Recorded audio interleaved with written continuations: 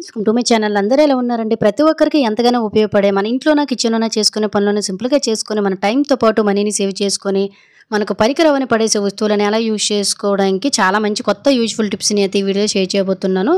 Miss చేయకుండా ending వరకు చూడండి. ఇంక ఫస్ట్ టిప్ని అయితే తెలుసుకుందాము. అప్పుడప్పుడు మనం ఫ్రిడ్జ్ అనేది క్లీన్ చేస్తూ ఉంటాం కదండి. ఒక్కోసారి ఫ్రిడ్జ్ మీద మరకలు అనేవి పడిపోయి విపరీతమైన స్మెల్ అనేది వచ్చేసి చుట్టూ కూడా మనకి జంగు మురికి అంతా కూడా పట్టేస్తూ ఉంటుంది బెల్ట్ చుట్టూ కూడాను. సో అలాంటప్పుడు చాలామంది కూడా సబ్బులు షాంపూలు లాంటివి గట్టా వేసేసి క్లీన్ చేస్తూ ఉంటారు. ఫ్రిడ్జ్ క్లీన్ చేసేటప్పుడు బాగానే ఉంటుంది, కానీ ఫ్రిడ్జ్ మళ్ళీ ఆన్ చేసేసరికి ఆ సరపు షాంపూ వాసనలే వస్తాయి. కాబట్టి ఫ్రిడ్జ్ నుంచి ఎటువంటి దుర్వాసన రాకుండా మంచి వాసన వచ్చేటట్టు అలాగే మురికి కూడా ఈజీగా ఎలా క్లీన్ చేసుకోవాలో తెలుసుకుందాం. ఎప్పుడైనా ఫ్రిడ్జ్ క్లీన్ చేసుకోవాలనుకునేటప్పుడు ఇలా ఒక బౌల్ తోటి కొన్ని వాటర్ తీసుకున్న తర్వాత అందులో ఖచ్చితంగా ఒక నిమ్మ చెక్క రసాన్ని వేసుకోండి. నిమ్మ చెక్క రసం వల్ల మనకు మరకలు అనేవి ఈజీగా పోవడమే కాకుండా మంచి స్మెల్ కూడా వస్తుంది. అంటే ఒక్కోసారి ఫ్రిడ్జ్ ఆఫ్ చేయగానే మనకు బ్యాడ్ స్మెల్ అనేది వచ్చేస్తుంది కదా, ఆ స్మెల్ కూడా పోతుంది. ఇందులోన 2 స్పూన్ల వరకు కూడా వెనిగర్ని వేసుకోండి. వెనిగర్ వల్ల మనకి పసుపు మచ్చలు అనేవి ఉంటాయి కదండి, అవన్నీ ఈజీగా క్లీన్ అవుతాయి. ముఖ్యంగా బ్యాక్టీరియా లాంటిది ఏదైనా ఉన్నా కూడాను చాలా ఈజీగా క్లీన్ అయిపోతుంది అనమాట. నేను ఫ్రిడ్జ్లో ఉండే మొత్తం అన్ని ఐటమ్స్ని కూడా బయటకు తీసేసానండి. జస్ట్ మనము ఖచ్చితంగా ఫ్రిడ్జ్ ఇంకా ఎక్కువ వాడతాం అనుకున్నట్లయితే నెల 15 రోజులకు ఒకసారి 2-3 నెలలకు ఒకసారైనా ఫ్రిడ్జ్ టోటల్గా మనం ఈ విధంగా క్లీన్ చేసుకున్నట్లయితే ఫ్రిడ్జ్ కూడా చాలా నీట్గా ఉంటుంది. నేనైతే ఒక పీచ్ తోటి మరకలు ఎక్కువగా ఉన్నాయని జస్ట్ ఇలా క్లీన్ చేసేసిన తర్వాత ముందు మనం తయారు చేసిన వాటర్లో క్లాత్ను ముంచుకుంటూ ఇలా ఫ్రిడ్జ్ని శుభ్రం చేసేసుకొని జస్ట్ ఒక 10-20 నిమిషాలు చక్కగా ఇలా డోర్ ఓపెన్ చేసి లోనవన్నీ క్లీన్ చేసి పెట్టుకున్నామంటే ఫ్రిడ్జ్ ఎప్పుడు కూడా కొత్త దానిలాగా మంచి సువాసన భరితంగా ఉంటుంది. ఖచ్చితంగా ట్రై చేయండి. ఫ్రిడ్జ్ చూసారు కదా ఎంత నీట్గా ఉందో.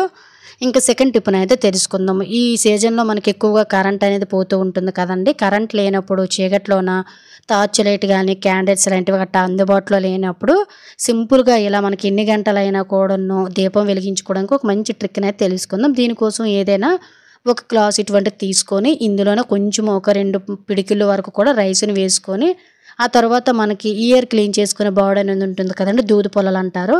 సో దాన్ని మిడిల్లోని ఈ విధంగా పెట్టుకొని వాటర్ను పోసేసుకోండి ఎంత కావాలో అంత.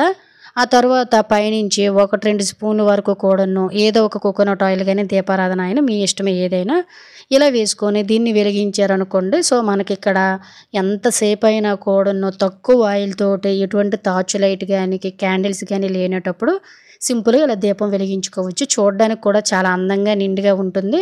అలాగే మనకి ఏంటంటే అవసరానికి కూడా ఉపయోగపడుతుంది. చూసారు కదా ఎంత సింపుల్గా ఉందో. ఎప్పుడైనా కరెంటు పోయేటప్పుడు సింపుల్గా ఇలా ట్రై చేయండి, చాలా యూజ్ఫుల్గా ఉంటుంది. ఇంకా 3వ టిప్ని అయితే తెలుసుకుందాము. నార్మల్గా ఇంట్లో ఖచ్చితంగా ప్రతి ఒక్కరు కూడా హనీ అనేది యూజ్ చేస్తూ ఉంటారు కదండి.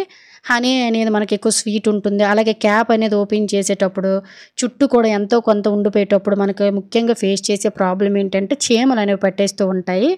చీమలు ఒకవేళ తేనెలో పడ్డాయి అనుకోండి, వాటిని సపరేట్ చేయడం అస్సలు అవ్వదండి. అలా అందులోనే చనిపోతాయి. కాబట్టి ఒక్క చీమ కూడాను ఈ తేనెలోకి చేరకుండా ఉండాలంటే తేనె బాటిల్ మనం కొని తెచ్చేటప్పుడే జస్ట్ ఒక 4-5 మిరియాలను ఈ విధంగా వేసేసుకున్నాం అనుకోండి, మిరియాల ఘాటుకి మనకి ఈ తేనెలోనే ఎటువంటి చీమలు పురుగులు లాంటివి కూడా పట్టకుండా ఉంటాయి. ఖచ్చితంగా తేనె రెగ్యులర్గా వాడేటప్పుడు ఈ విధంగా ఒక 4-5 మిరియాలు వేసేయండి. తేనెకి ఎప్పటికీ కూడాను ఒక్క చీమ పురుగులు కూడా పట్టకుండా ఉంటాయి.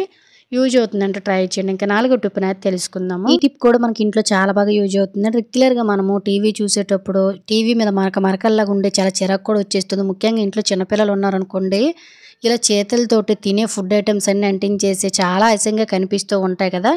అలానే తడి క్లాతులతో అయితే మనం చూడలేము, డ్యామేజ్ వచ్చే ఛాన్సెస్ ఉంటుంది, రిపేర్స్ కూడా వచ్చేస్తాయి.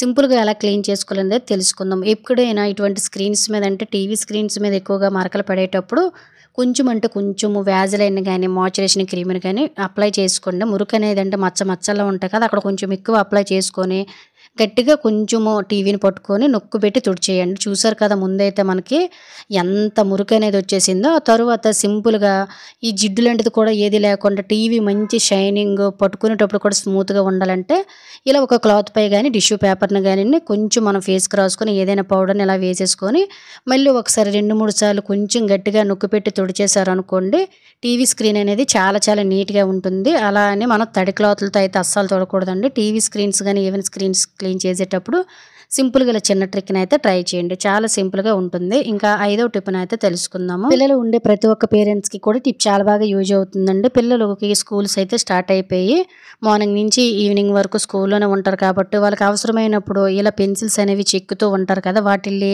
బ్యాగ్‌లో పడేయడం లేదంటే క్లాస్‌లో అక్కడ ఇక్కడ పడేయడం లాంటివి చేస్తూ ఉంటారు. ఇదంతా చెత్త చేసుకోకుండా అలాగే చెత్తను కూడా ఎక్కడ పడితే అక్కడ పడేయకుండా పిల్లలకు ఒక మంచి హ్యాబిట్ అలవాటు చేసుకోవాలనుకున్నట్లయితే సింపుల్‌గా ఇటువంటి మనకి ఏవైనా చిన్న చిన్న పర్సెస్ అనేవి ఇంట్లో ఉంటూనే ఉంటాయి కదండీ వాడలేనివి. దాన్ని తీసేసుకొని వీడియోలో చూపిస్తున్న విధంగా ఒక సేఫ్టీ పిన్‌ని కూడా చక్కగా ఇలా తీసేసుకొని దానికి గుచ్చేసుకొని వీడియోలో చూపిస్తున్న విధంగా బ్యాగ్‌కి మీకు ఎక్కడైతే సెట్ అవుతుందనుకుంటారో అక్కడ ఇలా గుచ్చేయండి. ఇలా బ్యాగ్ మనం పెట్టినట్టు అంటే చిన్న పర్స్ పెట్టినట్టు కూడా ఎవ్వరికీ తెలియదనమాట. అలాగే పిల్లలకు ఒక్కోసారి బనానా లాంటివి, యాపిల్స్ ఇటువంటివి పెట్టేటప్పుడు వాటి మీద తొక్కలు లాంటివి కూడా అక్కడెక్కడ పడేయకుండా ఇలా చెత్త క్యారీ చేసుకోవడానికి కూడా చాలా బాగా యూజ్ అవుతుంది. అవసరమైనప్పుడు పిల్లలకి ఈ విధంగా మనం క్లియర్‌గా ఇందులోనే చక్కగా ఇలా మెంటర్ చెక్కేటప్పుడు గట్టనో, పెన్సిల్ చెక్కేటప్పుడు గట్టనో ఇలాంటి టెస్ట్ ఏవైనా ఇందులో వేసేయండి అని చెప్పామనుకోండి. పిల్లలకు ఒక మంచి హ్యాబిట్ అనేది అలవాటవుతుంది. ఈవినింగ్ స్కూల్ నుంచి రాగానే దీన్ని క్లీన్ చేసేసి నార్మల్‌గా అలా పెట్టేసామనుకోండి డస్ట్ అనేది ఎక్కడ పడితే అక్కడ పడేయకుండా ఇలా ఇంటికి హ్యాపీగా తెచ్చేస్తారు. అలాగే ఫ్రెండ్స్ ఇంకో చిన్న రిక్వెస్ట్ అండి. ఇంకా మీరు ఎవరైనా మన ఛానల్ సబ్స్క్రైబ్ చేసుకోలేకపోతే ప్లీజ్ సబ్స్క్రైబ్ చేసుకొని పక్కన బెల్ ఐకాన్ ఆల్ యాక్టివేట్ చేసుకోండి. అలాగే వీడియో గనుక నచ్చినట్లయితే ప్లీజ్ ఒక లైక్ చేసి ఇటువంటి యూజ్‌ఫుల్ టిప్స్‌ని మీ ఫ్రెండ్స్ అండ్ ఫ్యామిలీకి షేర్ చేయడం అయితే మర్చిపోకండి. ఈ విధంగా చెత్త ఏసేసిన తర్వాత జిప్ లాక్ చేసేసుకొని ఇలా నార్మల్‌గా మనం బ్యాగ్‌ని క్యారీ చేసుకున్నామనుకోండి అస్సలు మనం అక్కడ చిన్న పర్స్ పెట్టినట్టు కూడా ఎవరికీ తెలియదనమాట.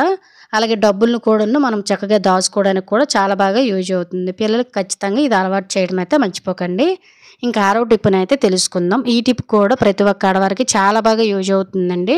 ఏంటంటే మనము అప్పటికప్పుడు ఇడ్లీ గాని, దోస పిండి గాని వేసేటప్పుడు అది కొంచెం పులియదు కదా! ముందు రోజు పులిచిన పిండితోనే మనం దోసలు గాని, ఇడ్లీలు గాని వేసేటప్పుడు మంచి రుచి వస్తుంది. అలాగే మనకి దోసలు కూడా కరకరలాడుతూ చాలా బాగా వస్తాయి.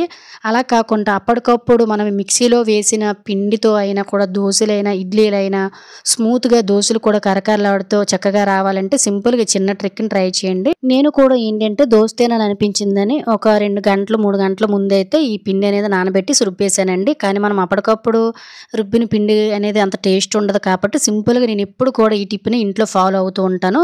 పిండి అనేది త్వరగా మనకి జస్ట్ ఒక అరగంటలోనే పులిసేటట్టు దోసలనేవి కరకరలాడుతూ రావాలి. ఇడ్లీ అనేవి స్మూత్‌గా, టేస్టీగా రావాలంటే ఇలా ఒక మధ్యలోనే ఒక గ్లాస్ పెట్టేసి వేడి వేడి నీళ్ళను వేసేసి జస్ట్ ఒక 5, 10 నిమిషాలు ఇలా వదిలేయండి. ఈ వేడికి పిండి అనేది మనకి కొంచెం పులుస్తుంది. అలాగే మనం వేసే దోసలనేవి కూడాను అతుక్కోకుండా చాలా చక్కగా వస్తాయి. జస్ట్ నేను అరగంటలోనే పిండి అనేది ప్రిపేర్ చేశానండి. చూసారు కదా! వేడి నీళ్ళు వేసేసి ఒక 15 నిమిషాలు పక్కన పెట్టేసిన తర్వాత దోసలు వేస్తే దోసలనేవి పెనానికి అతుక్కోకుండా చాలా చాలా క్రిస్పీగా బ్రౌన్ కలర్‌లోకి కూడా వస్తాయి. అలాగే దోసలు కూడాను మనకేంటంటే టేస్ట్ బావుంటుందండి. అంటే ముందు రోజు మనము పిండి పులియబెడితే ఎలా అయితే ఉంటుందో అదే విధంగా చాలా చాలా చక్కగా వస్తాయి. ఈసారి ఇడ్లీ పిండి గాని, దోస పిండి గాని టేస్టీగా పులిచేటట్టు రావాలంటే సింపుల్‌గా చిన్న ట్రిక్‌ని ట్రై చేయండి.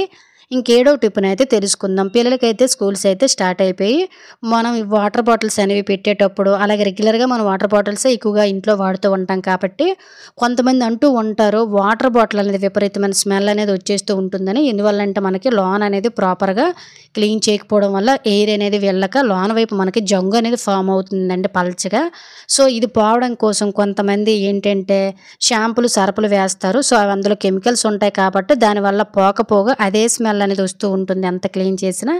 ఇలా స్మెల్ రాకుండా లోన వైపు ఉండే బ్యాక్టీరియా మొత్తం పోవాలి, మురికి మొత్తం పోవాలంటే కొంచెం సాల్ట్ లేదంటే రాళ్ళ ఉప్పునైనా వేసుకొని ఒక నిమ్మ చెక్క రసాన్ని పిండేసుకొని వేడి నీళ్ళని వేసేసుకొని రోజు పిల్లలు ఈవినింగ్ స్కూల్ నుంచి రాగానే నైట్ టైం వీటితో పని ఉండదు కదా! మనం పడుకునేటప్పుడు ఇంట్లో వాడేవైనా బయటికి తీసుకొని వెళ్ళిన బాటిల్స్‌ని ఎప్పటికప్పుడు ఇలా ఈజీగా క్లీన్ చేసుకున్నామనుకోండి మనకి నిమ్మకాయ వల్ల మంచి స్మెల్ వస్తుంది. అలాగే మనకి ఏంటంటే ఇందులోన మనం ఉప్పు అనేది వేసాం కాబట్టి గరుకుకి లోన వైపు నాచు లాంటిది ఏది ఉన్నా ఈజీగా క్లీన్ అయిపోతుంది.